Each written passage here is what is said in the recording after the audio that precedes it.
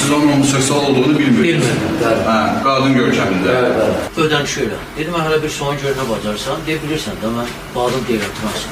Cinsi əlaqədə olmadı? Heç nə. Dedim, çıx çəkinə, mən istəmirəm. Dedi ki, yox, sən mən 100 mal verirsən. Mən də sonra dedim ki, niyə verməkdən? Dedi ki, sən mənə vaxtımı almışsan. Bu əlinizdən onun qolundan tutdu. Bəli, qolumdan tutdum, bu uzanlı vəziyyətdə mən ona qarına təfil vurdum. Yaxınlaşdım, düz birinci udarı burada vurdum. Qaçıb getmək istəyir. Bəli, mən qoymadım. Siz qoymadınız getməyə. Bəli. Niyə qoymurdunuz getməyə? Cinsi əlaqədə olmaq istəyirdiniz oyuna. Xeyr, sadəcə olaraq istəyirdim, o mənə Allah'dığına görə. Mən ona olsa olmadım, pul da təklif edim ki, çıxacaq ki, nə istəmirəm, daha şey lazım olmadı. Axırıncını harada vurdunuz?